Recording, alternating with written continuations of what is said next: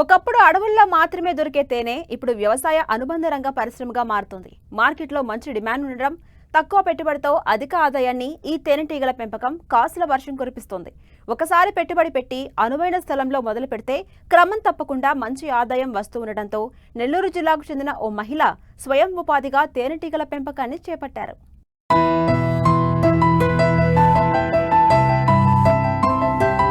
వ్యవసాయ అనుబంధ పరిశ్రమల్లో అతి తక్కువ ఖర్చుతో అటు వ్యవసాయానికి ఇటు రైతుకు నిరుద్యోగ యువతకు చక్కటి ఉపాధినిచ్చే రంగంగా తేనెటీగల పెంపకం మారింది. కేంద్ర రాష్ట్ర ప్రభుత్వాలు వివిధ పథకాల కింద రాయితీలు, రుణ సౌకర్యం కల్పిస్తూ ఉండడంతో చాలా మంది గ్రామీణులు, నిరుద్యోగ యువత ఈ పరిశ్రమలో ఉత్సాహంగా ముందడుగు వేస్తున్నారు. దీనికి తోడు తేనె వినియోగం విస్తృతమవటం, మార్కెట్ గిరాకీ నానాటికి పెరుగుతూ ఉండడం వల్ల ఆర్థిక ఫలితాలు ఆశాజనకంగా ఉన్నాయి.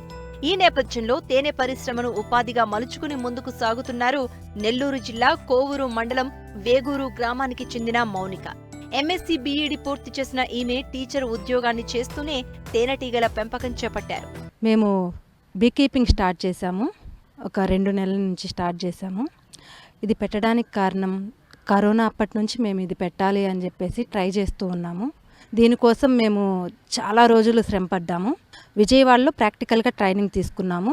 ఆర్థికంగా మనం పిఎంఈజీపీ లోన్ పెట్టుకొని దాని నుంచి మనకు వచ్చిన ఈ లోన్ ద్వారా మన యూనిట్ని స్థాపించడం జరిగింది. అదేవిధంగా దీంట్లో ఉన్న లోటుపాట్లు అన్నీ తెలుసుకోవడానికి మాకు చాలా సమయం పట్టింది. అట్లాగే మనకు ఎక్కువ పూల శాతం ఎక్కడుంటుందో అదే స్థలాల్లో మనం పెట్టుకోవడం జరుగుతూ ఉంటుంది. ఈ వేగూరు గ్రామంలో ఎక్కువగా పూల తోటలు పెంచుతూ ఉంటారు. వాటితో పాటు కూరగాయలు, మామిడి తోపులు ఇలాంటి ఎక్కువ రకాల చెట్లు ఉండడం వల్ల ఇక్కడ పెట్టడం జరిగింది. దీంతో పాటు వీటిని మనం అప్పుడప్పుడు మైగ్రేట్ చేస్తూ కూడా ఉండాలి. ఎక్కడైతే పూలు అధికంగా ఉంటాయో అక్కడికి పంపిస్తూ ఉండాలి. మనం అక్కడికి తీసుకెళ్ళి అక్కడ పెట్టుకుంటూ ఉండాలి. మనకు ఈ హనీ అనేది అప్రాక్స్ ఒక 20 days to 25 daysకి ఒకసారి మనం హార్వెస్టింగ్ చేసుకోవచ్చు. తీసుకున్న తర్వాత వాటిని మళ్ళీ మనం ప్రాసెస్ చేసుకోవాల్సి ఉంటుంది. ఆ ప్రాసెస్ అంతా చేసుకున్న తర్వాత మనం మార్కెట్లోకి పంపిస్తూ ఉంటాం. మనం ఇచ్చే హనీ ప్యూర్ ఒరిజినల్గా ఉంటుంది. ఎటువంటి కల్తీ అనేది జరగదు. అదేవిధంగా ఇక్కడ ఉన్నటువంటి ఎక్కువ రకాల పూల శాతాన్ని బట్టి ఆ హనీ యొక్క కలర్ కావచ్చు, టేస్ట్ కావచ్చు, టెక్స్చర్ కావచ్చు మారుతూ ఉంటుంది. కాబట్టి మనం ప్రతి బాక్స్ని, ఈచ్ అండ్ ఎవ్రీ బాక్స్ని ప్రతిరోజు మనం చూసుకుంటూ ఉండాలి. లేదంటే వాటిలో ఉన్నటువంటి ఇన్సెక్ట్స్ అనేవి మన వాటికి డిసీజెస్ని కాజ్ చేసే విధంగా ఉంటాయి. అట్లాగే మీకు ఎవరికైనా ట్రైనింగ్ కావాలన్నా కూడా బీకీపింగ్ మీద ఆర్థికంగా ఎలా మనము పెట్టాలి అనే ఉద్దేశం మీకు ఏదైనా ఉన్నా కూడా మీరు మమ్మల్ని కాంటాక్ట్ అయితే మేము ట్రైనింగ్ ఇవ్వడానికైనా సిద్ధంగా ఉన్నాము. ఎవరైనా స్టార్ట్ చేయాలి అనుకుంటే ఖచ్చితంగా తక్కువ బడ్జెట్ నుంచి స్టార్ట్ చేయడం బెటర్. ఒక 5 బాక్సులు లేదంటే ఒక 10 బాక్సుల నుంచి స్టార్ట్ చేసి దాన్ని ఎక్స్టెండ్ చేసుకుంటూ ఉండొచ్చు. ఈ బాక్సెస్ అనేవి మనకు అప్రాక్స్ ఒక 1 month నుంచి డివిజన్ చేసుకునే స్టేజ్కి వచ్చేస్తూ ఉంటాయి. ఆ రాణి ఈగ అనేది పర్ డే 1000 నుంచి 1500 ఎగ్స్ అనేవి రోజు పెడుతూ ఉంటుంది. కాబట్టి ఈగలు పెరుగుతూ ఉంటాయి. దాన్ని బట్టి మనము రోజు దాన్ని చూసుకుంటూ ఉండి నెలకి లేదంటే 1.5 monthsకి ఒకసారి సెగ్రిగేట్ చేసుకుంటూ బాక్సెస్ పెంచుకుంటూ ఉండొచ్చు. చాలా వరకు ఎక్స్పాండ్ చేసుకోవచ్చు ఈ బిజినెస్ని. తేనెటీగల పెంపకం సంచార పరిశ్రమ. పంటల పూత దశ ఎక్కడ ఉంటే అక్కడకు పెట్టెలను తరలించాలి. రాణి ఈగ గుడ్లు పెట్టే సామర్థ్యం, కూలీ ఈగలు సేకరించే మకరందంపైనే తేనె ఉత్పత్తి ఆధారపడి ఉంటుంది. ప్రస్తుతం తేనె మాత్రమే రైతుకు ప్రధాన ఆర్థిక వనరుగా ఉంది. కానీ ఈ పరిశ్రమలో అభివృద్ధి చెందిన సాంకేతిక పరిజ్ఞానాన్ని ఉపయోగించి ఉప ఉత్పత్తులను తయారు చేస్తూ మంచి ఆదాయం పొందుతున్నారు. ఈ తేనెటీగల పెంపకంలో ఈ తేనెటీగ బాక్స్ గురించి, దాని లోపల ఏముంటుంది అనే దాని గురించి ఇప్పుడు తెలుసుకుందాము. చూపిస్తాను మీకు. ఇప్పుడు దీని టాప్ తీసినాక ఇక్కడ మెష్ అంటాం దీన్ని. ఈ మెష్ని ఓపెన్ చేస్తున్నాము మనం. ఈ మెష్ని ఎప్పుడు కూడా దాని ఎంట్రన్స్ దగ్గరే పెట్టుకోవాలి.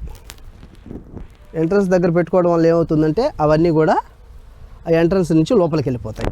సో ఈ ఎంట్రన్స్ వెళ్తూ ఉంటాయి. వాళ్ళకి ఎంట్రన్స్ కానీ ఎగ్జిట్ కానీ అన్నిటికీ ఇదే.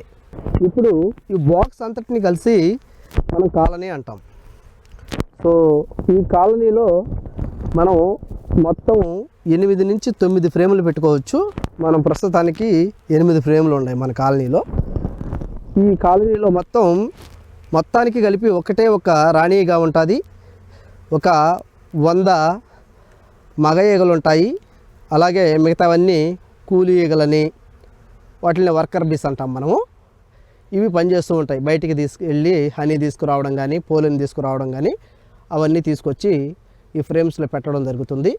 ఒక ఫ్రేమ్, ఈ ఫ్రేమ్లో గుడ్లు పెట్టేసిన తర్వాత రాణి ఈగ ఇలా సీల్ చేస్తుంది.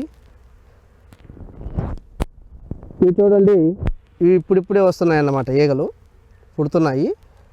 వాటి కింద రాయల్ జెల్లీ అనే హనీ ఉంటుంది. మామూలు హనీకి రాయల్ జెల్లీకి తేడా ఏంటి అంటే, మామూలు హనీ వచ్చి వర్కర్ బస్ తీసుకొచ్చి వాటిని తినేదానికి ఇది పెట్టుకుంటాయి.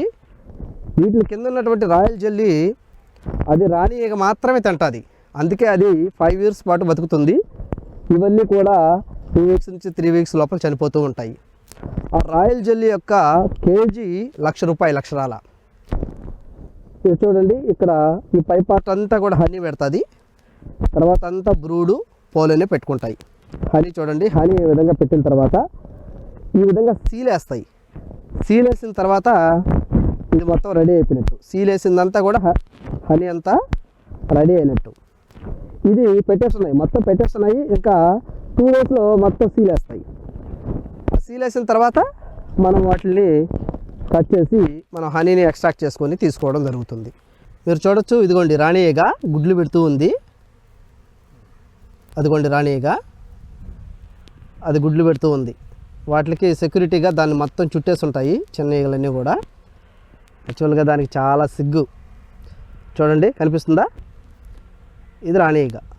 కాలనీలో రాణి ఎంత యాక్టివ్గా ఉంటే మొత్తం బాక్స్ మొత్తం అంత యాక్టివ్గా ఉంటుంది. మెస్ పెట్టుకున్న తర్వాత మనం క్లోజ్ చేసేసుకుంటాం. సో వర్షం పడకుండా, ఒక వర్షం పడినా ఏం పడినా ఎండబడినా సరే లోపల చెక్కతో ఉండి పైన స్టీల్తో ఉంటుంది కాబట్టి అవి కూల్గా ఉండాలి. కూల్గా లేని పక్షంలో అవి హీట్కి చాలా చనిపోతాయి. ఆల్రెడీ అవి రెక్కలాడించడం వల్ల చాలా హీట్ ఉంటుంది బాడీ లోపల, మొత్తం బాక్స్ లోపల. సో ఇలా చల్లదనంగానే ఇవ్వకపోయినట్లుగానైతే అవి ఇంకా చాలా ఇబ్బంది పడి చనిపోయేదానికి ప్రమాదం ఉంటుంది.